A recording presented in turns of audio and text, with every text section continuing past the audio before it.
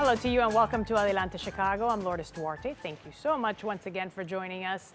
A church in Humboldt Park has partnered up with a comedian of all people to try and open some eyes. Students taking the funny man very seriously. A few of the teens so desperate to see change that they were moved to tears. Take a look. One day when I have kids, I just hope it's not like this.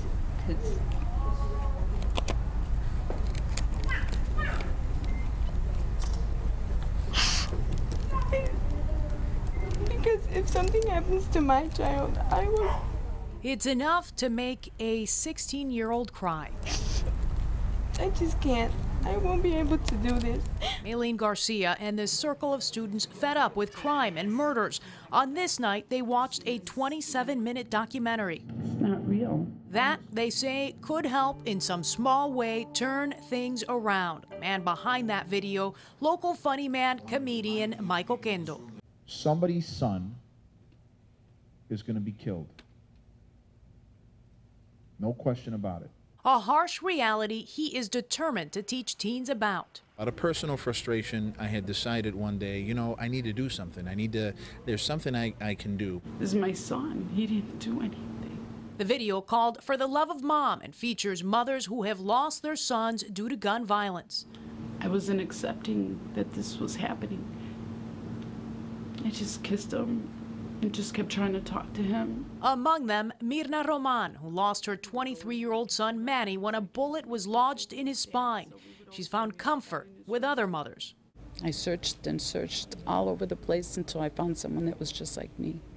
And I think that makes it a lot easier, is to be surrounded by people who are like us. And we don't just cry all the time. Her story has moved the students at Faith World Church as they kick off a campaign to raise awareness about gang violence. Some of the students plan to take the documentary to schools, hoping other students will be just as touched by what they saw. Just the thought of this happening to kids, to little boys and girls, and they're not doing anything wrong. It not only affects me, but it affects kids under 5. The students and parents anxious to create a conversation, which begins with the question, what do we do next? Tomorrow I just do what I always do, and it's love on people. You know, tell people you don't have to be in a gang to be cool. What I like to tell people a lot of times is, forget the whole city.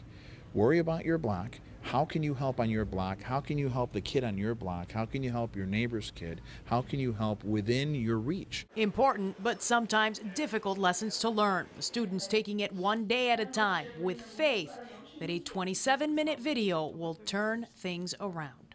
You know, you have to kind of retrain the thinking of a lot of the youth.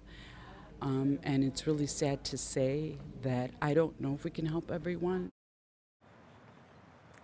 Smart kids, glad to meet them. Those kids say that they plan to take that documentary to their schools, hoping to get other students to watch and perhaps in some small way at least make a difference. If you want a copy of that movie, you can send an email to mike@mikeoquendo.com. We'll give you that email address once again at the end of the show. But again, mike@mikeoquendo.com. Joining us now to continue this conversation, two important people in all of this. Maria Pike, she actually lost her son to gun violence and has become a community leader, a speaker of sorts throughout the community to try and raise awareness about gun violence. And then second on our panel today is Jose Gonzalez. Poet name is Isel, and he is actually featured in that documentary, that 27-minute documentary. At the very beginning of it, you can see him with a great poem about how some of this violence is affecting us here in Chicago. So I welcome the two of you today. Great to have you. Thank you for having us. Okay, let's set this up a little bit before we keep on going, because I want folks to hear some of your poem and what you had to say to these students. So let's take a listen to that and then we'll talk. The time of death, the breaking news, the breakdown of loved ones in the emergency room, the coach slamming against the emergency room doors, mother over the phone, me lo mataron. They killed my boy, me lo mataron. They killed my boy, me lo mataron. They killed my boy. And here lies the trouble, that I'm still staring at that barrel, and that young gun blast, yo, yo, yo, what's the problem? Don't you know I take away your life's apparel? Very moving part of the documentary. Again, as I said, it's 27 minutes long. We talk to mothers, but you kick off that video with this great poem, and I'm wondering how you even became involved in all of this. Did you write this when you were approached? How did it come about?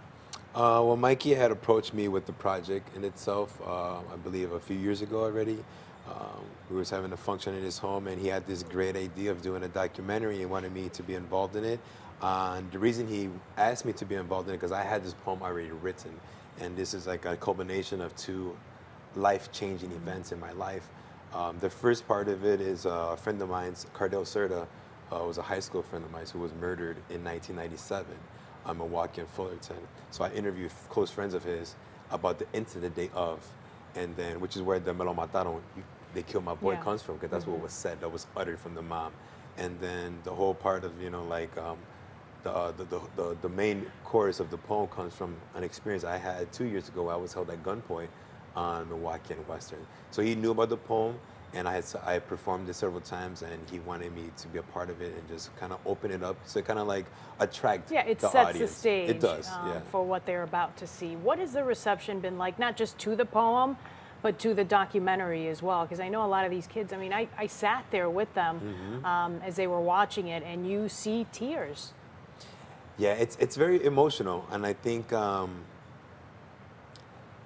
we wanted it to be emotional, because I think more than likely kids kind of like harbor emotions. Yeah. They don't know how to express it or to unleash it, so there's a connect right there, you know. So I honestly don't like watching it because it is very emotional, and I don't like to, because, you know, I think about things, I've gone through things, I've seen things that I've heard, and I think it's important that the kids see that and they get that emotion coming out of them. Yeah, sometimes emotions shake you to react, which is what we want in this case. And that's what, like Mike said, you know, out of personal frustration, it was something that he felt. You know, he was impacted by something, and he went along and he did it, and brought us all along, you know, for the ride, a very impactful ride. Okay, and I don't want to sit here and continue the conversation without talking to Maria Pike. You lost a son due to gun violence, and so what you have done in response to this is go out in the community and talk to kids. Tell me, number one, about what you're doing, and then I want to get into a little bit of the story about your son and what happened in that case. Well, I have been doing a lot of research with the other moms, and we were trying to find out what the cause of all this violence, of all this anger, and where it lied. And we found out that there were things like not only gun violence, but, you know, kids raising kids, communities not getting involved, and you know, the influence of the streets on these kids when they are unsupervised for A or B motives, and the inability to reach them. So we came with the idea that the only place where we can reach these kids is young and early and at schools. Young and early, very true. Very true.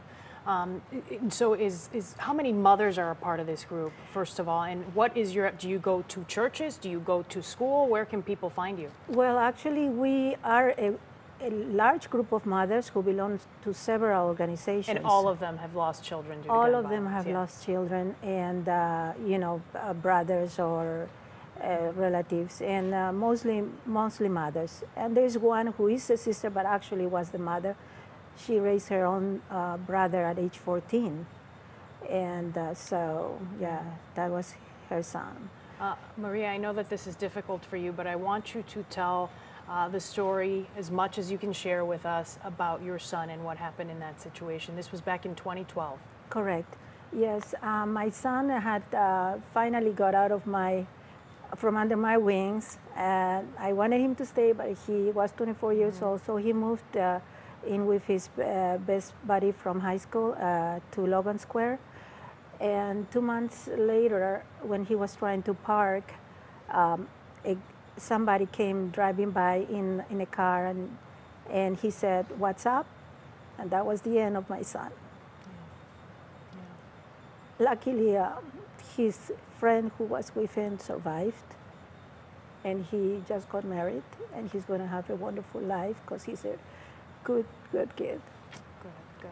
And I know that story you share with us. That's okay. That's okay. I know you share it with a lot of the students, and I'm hoping that they listen to your message. Yes, yes, yes. It's very moving. Thank you for doing the work that you're doing. It is appreciated. All right. We're going to leave you now once again with that documentary. Again, it is called For the Love of Mom. If you are interested in perhaps watching it or maybe helping Maria with her effort, you can reach out to Mike at MikeOquendo.com. You can always reach out to us here at WGN, and we will put you in touch with them. Thank you, guys.